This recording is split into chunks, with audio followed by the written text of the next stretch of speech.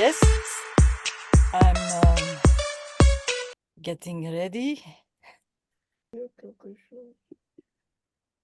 So you can all see this my presentation. Dus I'm going to focus on Ross Ashby's black box as a tool to work through culture class, and I'm doing a couple of winks and one specifically to Karl Popper and Gerard de Zee, who's not here, but maybe one day he will see this. So to give the backdrop to the presentation, just to get us all clearly focused, dus Jason put out this call to all living cyberneticians to join in a discussion on how cybernetics can assist with this giving unique insights in today's culture clash. And then Jason gave an example from the United States, and he dus said something very important here. Dat was point number 5. Like God says, let Mike Johnson be the House Republican, the chair or whatever it's called. And so then he became the Speaker of the House. And now the question is this opium for the people? So is Jason just channeling what we learned from Marx, just how religion can be used for manipulation and mass propaganda? Are there some people who really believe that the voice of God is, that they are hearing the voice of God? Or is God actually really speaking? And Donald Trump has been chosen as the vessel through which he speaks. And so this, we have two strategies. We can immediately begin comparing value systems and then get stuck somewhere. And here I would like to say a quick shout out to Jerry Chandler, because he really helped me understand we always need a lexicon and a dictionary whenever we talk with someone else to make sure we're talking about the same thing. So strategy 1 is we develop lexicons and dictionaries. Our strategy 2 is we immediately put Ashby's black box to work. So that is what I'm going to do. And dus then, of course, I need to immediately mention Ranulph Glanville, who wrote several papers on the black box and really kind of put it out there. And so the whole thing of the black box is you say something goes in, there is a behavior going in, and there is a behavior coming out, and then there is something that changes or not. And that is what the whole discussion is about. And so if we connect that with a call to action, there's a value system is a behavioral output. And it does not make sense to talk about the behavioral output without also discussing the behavioral input, but also the role that education systems play in moderating these input-output processes. And now number 2, as I will make clear, many black boxes have been opened and their content has been used as input in the behavioral systems. So just to make it clear, so Jason is asking this about output and the clash between the value systems, but then in order to do a good discussion, we need to actually see how those two are connected. So what are the inputs, but also what happened with all the black boxes that got opened in cybernetics, I believe. And so I'm now going to give the take-home message so that you know how to focus your thinking. Dus the take-home message, the thing that got terribly confused and that is messing up the whole situation is the idea that that it's not important to pay attention to the relation between logical and mathematical operations. And I think that was, those were the questions that came up after Lou's presentation, is that people were asking now, how does mathematics work? Well, if you want to understand how mathematics works, you first need to understand how logic works. And so something happened dus in the beginning of the 20th century that led some people to decide that they didn't need to pay attention more to the relation between logical and mathematical operations. And so what I'm stating is that the result of that was a lot of very confused and confusing thinking, and I will give an example at the end, about what is involved in the decision making. But if we go back, as I say, half of the world population is doing, because once you start thinking about it, is very clearly that logical operations always take place before mathematical operations. When you do that, then you get a decision-making literature that explicitly focuses on risk-benefit models and that treats coin tossing as like the null model, but dus that really focuses on risk-benefit analysis. And in the most extreme case, you say, I'm just going to flip a coin because I don't have time to think. And whenever we have time to think, we better do always an analysis of the unintended, undesirable, unanticipated consequences. Now, who is the person who is rubbing our nose in all this? For me, this is George Spencer Brown. And what he's actually saying, even though he doesn't say it directly, is if we want to blame someone for the culture class today, we need to blame Socrates, because Socrates was the one who said that the written word plays a secondary role vis-à-vis the spoken word. And the reality is that the written word plays a different role from the spoken word. So it complements the spoken word. It's not secondary. And dus what happened is Plato sneakily positioned numerical operations before logical operations. Dus by saying secondary role, he says like there is a firstness and then there is a secondness. So that's arithmetic. So you first have the thinker, and then second, he speaks. And then third, maybe not, he writes. And so we recognize that this is the way some people think about little children. It is their first thing, then they speak, and then maybe they learn to write. But if we think about this mathematics and logic, and we ignore babies and little children, but we think more about civilization, then Plato, for whatever reason, didn't help civilization by implying that the numerical operations take place before logical operations. Now, Aristotle corrected this, and he did this by the method of the triangles of reference and two rules of thumb. So the logicians call them laws, I call them principles. Dus the non-contradiction, that is, if you use a sign to say one thing, then you don't, in the middle of the sentence, use it to say the opposite, unless you deliberately want to do it, of course. And the excluded middle principle basically means if you introduce a logical constant in the conversation, it needs to mean something. You cannot have something, a symbol that doesn't mean anything. So, dus without necessarily intending to, because he doesn't talk about Plato and Aristotle, but he has a footnote that I will bring up.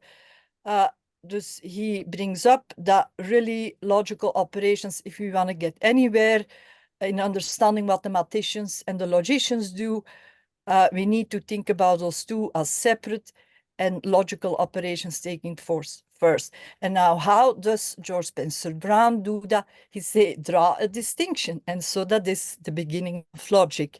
So you draw a distinction. That is the first logical operation.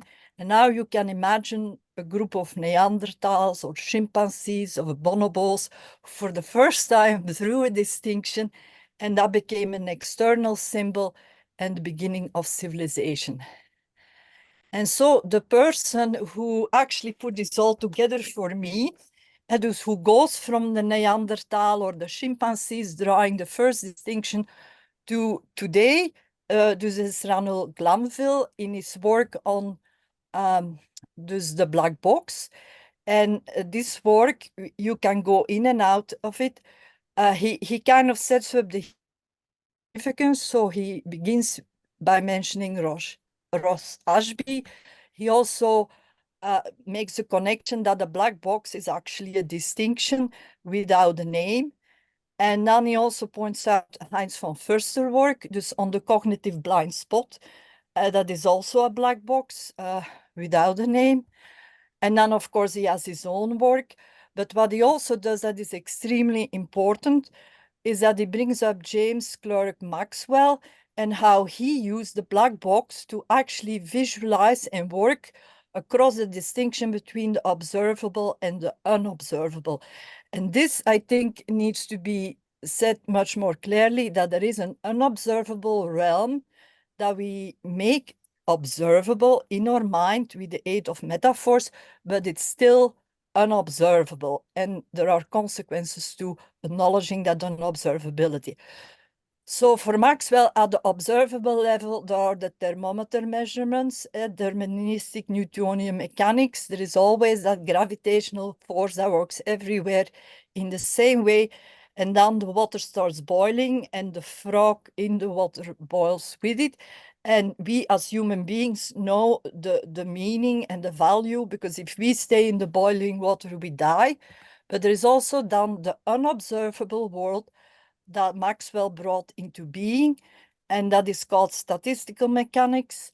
And he used there a famous equation, the Langevin equation, dus that looks at stochastic behavior. And so instead of having all the bodies falling with the same law-like behavior to the center of the Earth, there is a distribution of velocities, and there is this idea of an average movement that can be observed via a measured temperature. But so what he does, Maxwell, he does a Gestalt switch. So you cannot integrate the two. You're either at the observable world or you are at the unobservable world. And so you need to keep the two separate. And now here, since I mentioned Ronald Glanville, why haven't I mentioned Gordon Pask yet? I'm developing a logical story in a way. So here is Gordon Pask. I don't have a quote with me, but for me, he made it very clear that we can open the black box by drawing distinctions, just as by writing or by literally drawing things. And so the black box is open. And so this is the way he set up the black box.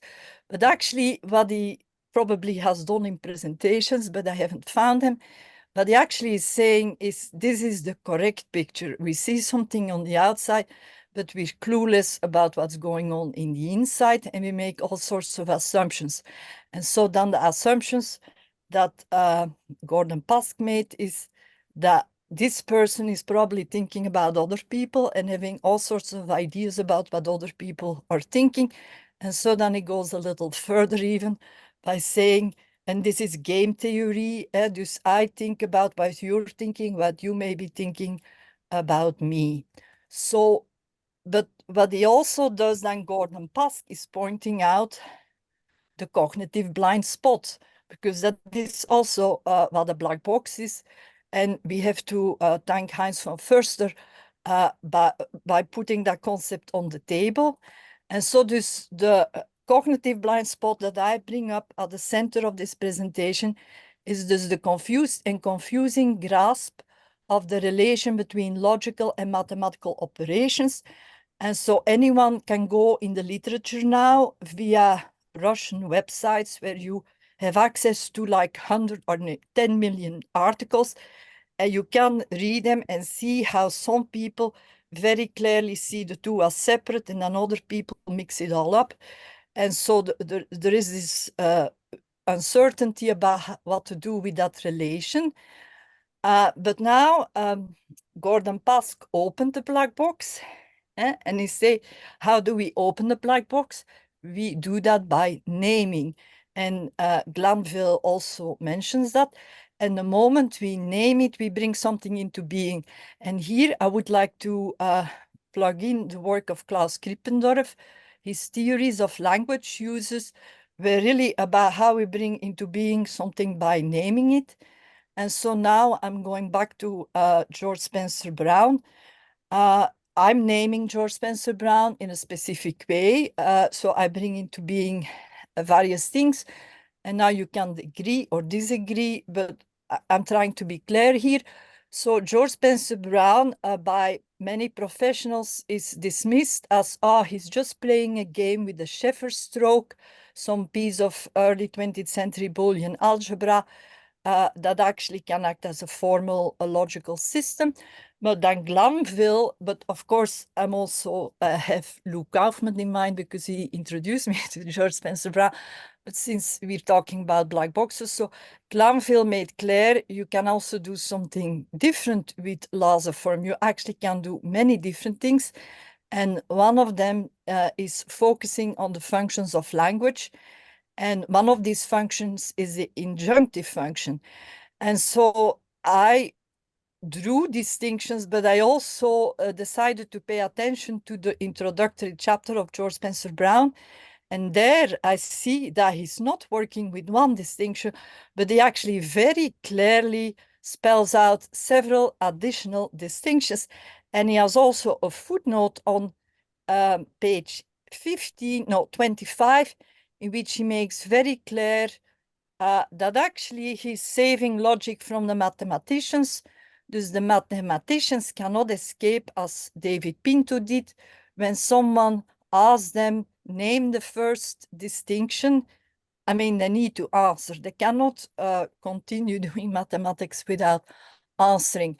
And so I'm running out of time a little bit, but otherwise I would have asked, is there anyone, okay, maybe I'll do, is there one person who might be interested in labeling the first distinction? Is there someone who feels ready to do that? Okay, anyway, so when I played that game, I came up with 21 candidates for the first distinction, but nevertheless, when we talk, that's just the way we work. Some words come out of our mouth first, and for me, I decided the creative, non-creative is a very important one, and has somehow been ignored. Now, and then if I take that distinction, actually, that's what Glanville also says. He's saying we create inputs and outputs. So when I start paying attention to that as an important distinction, I see it everywhere. Now, and then, of course, that is the opening of the black box I now illustrate, is there is an output that we all are looking at, that is the written word. And that's where it's such a scandal that Socrates has not been put on his call to task, or for saying that the written word is secondary, and that you still find that in the literature, people who say the written word is secondary to the spoken word. So if we label if we look to label the first distinction, what we then discover, it's pointless to look for the first distinction, because we're always in the middle of 21 plus distinctions. However, what we hit the ground running, we're always in the here and now. However, we can still do such a thing as putting a bunch of distinctions together and then kind of say, now, which are the distinctions that are absolutely necessary to have an intelligible conversation with someone else? And those are Aristotle's triangles of reference. And then I'm just going to rush a little bit. So now the moment we say it starts with a distinction, it is misleading to say that science starts with observation, because in reality, science starts, as George Spencer Brown demonstrates, with the drawing of a distinction that brings into being an inquiring mind who presents by the act of drawing it and making it visible an invitation to join a conversation to solve a particular problem. So something happened that made scientists blind, that every scientific conversation starts with the drawing of distinctions. And that is the significance of calling oneself a scientist, that you focus on what's outside your mind, and that is the text that is used to communicate with other people. And so what happened, that people are blind, and so I have a name for that. I say Socrates. They didn't read Socrates carefully. And George Spencer Brown, Laws of Form, for me, it illustrates that cycling between blindness and insight. All the people who love Laws of Form are the ones who have seen it, like the 21 distinctions that they need in order to play with George Spencer Brown's work. And so it's kind of a test case. whether people actually see what's in plain sight, that is that they're working with a written sign outside the mind that plays a very special role. And so today there are various functions of language and various theories of language usage that all look at this. And now very quickly, the black box of Aristotle's triangles of reference, it's so important. That is why we need to pay more attention to logic, because people have treated this as an arithmetic of a firstness, secondness, and thirdness, but that's not what it is. It's about pure distinctions that are necessary to have an intelligible conversation. So you first have the human being, but then you have the thing that he observes. Then there is the process of observing. Then you have the word, the written or spoken word, but you also have the discursive processes who are different from the sensory. And then you have what is called the civilizing modalities, where people say, we're going to work together. And they start by saying, we're going to work together. They don't start by saying, we have a clash in values. And so that discursive modality, one can also call it the creative modality.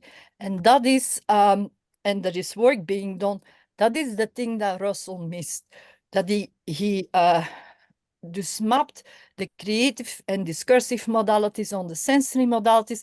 And he also, in his paradox, he didn't see the distinction between the act of speaking and then whatever words come out of someone's mouth. So I'm setting here again a picture of Ross Ashby, the black box in which all black box literatures comes together. And so for me, that is the triangle of reference, categorical logic, category theory, also psychoanalysis, categorization research in psychology, but also in philosophy, dus the body as an empty or full container without a soul. And then also, of course, Hegel, who set up the body as a vessel through which the Geist or the Zeitgeist or whatever you want to call it flows. And so in order, we have a conflict going on. We cannot just circle around and say, yes, maybe, yes, no. In my case, I say, well, Hegel, Peirce, and Russell got it wrong by imposing arithmetic before logic. George Spencer Brown put back on the table that logic happens before mathematics, and he did that in a very sophisticated form.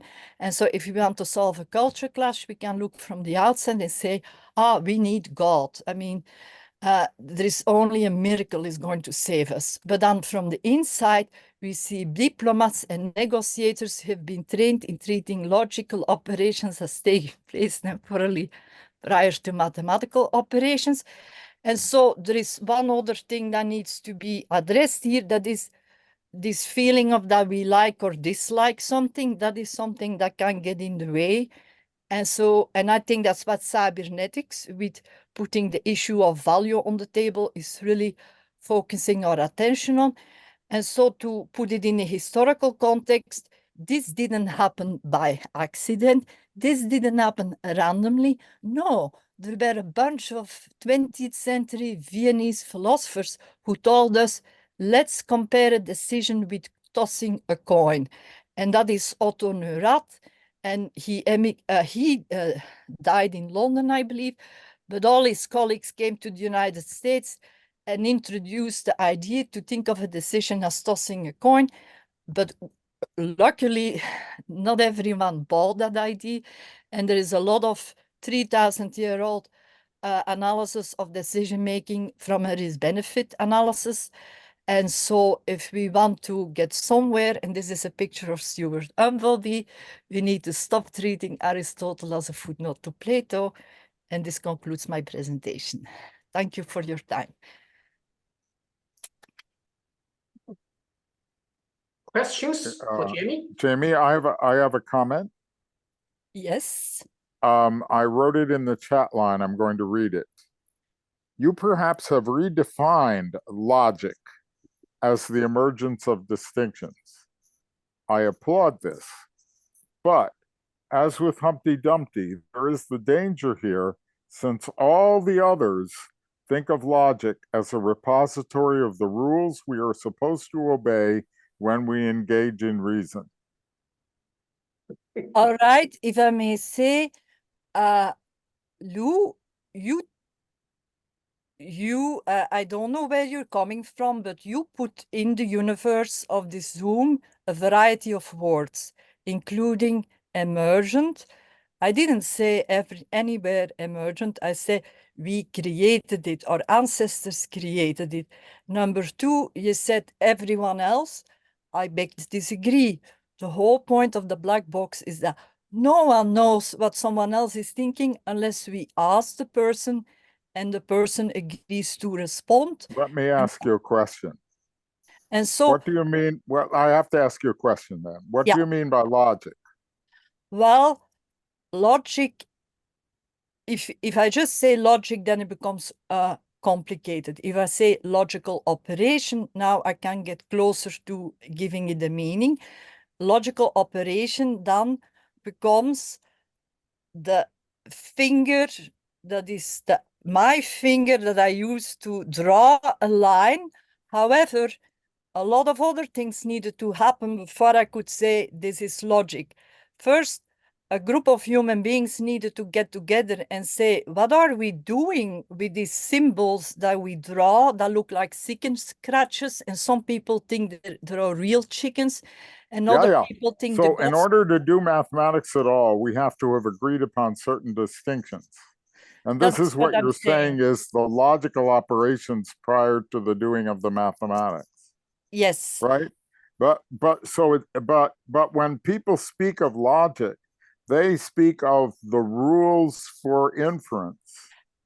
May I again make clear, it depends on who you're talking to, because there is a huge discussion, and there are definitely people that are coming more from the Deleuze camp and the English department, so to say, who say it begins with the drawing of distinctions, and then you develop rules around that, and that is Wittgenstein's language game. You develop rules on how to work with these distinctions, and then you have different logic. Yeah, so what I'm saying is that when we do mathematics, we find distinctions that we can operate with. This is what you're calling the logic prior to the mathematics. Yes.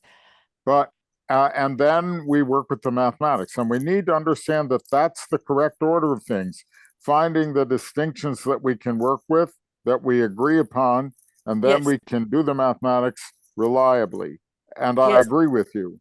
But you should take care in calling that logic, because people talk about logic in a different way out there in the world. Yes, and I'm fully aware, and I would have been another like 5 minutes to the presentation. Something happened in the 17th century. Just before that time, and it has been documented in the history of logic, before that time logic was separate from mathematics. And then Thomas Hobbes came along and he said the mental operations of a human being are identical to those of a pinwheel calculator. And so he kind of started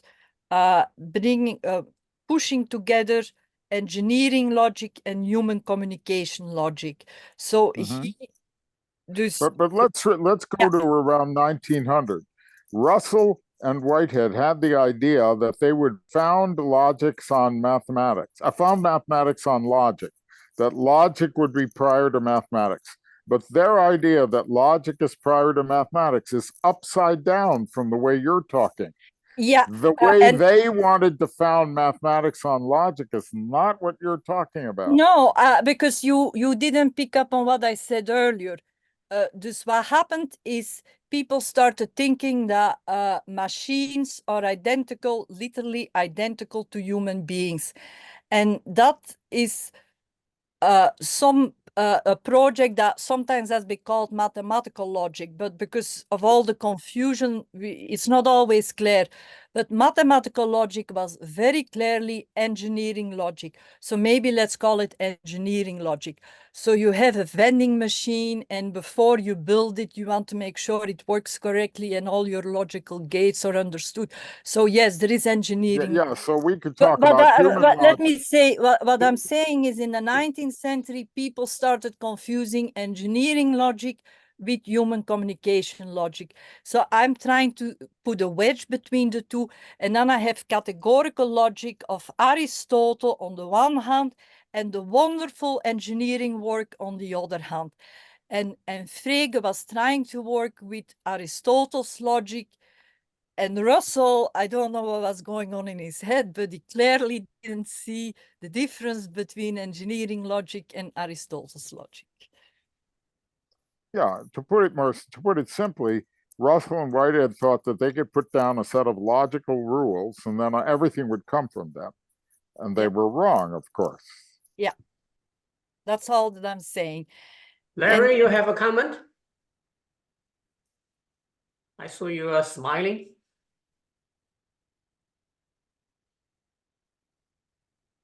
Was that addressed to me? Larry. Larry, okay. Larry, you're muted. No comment?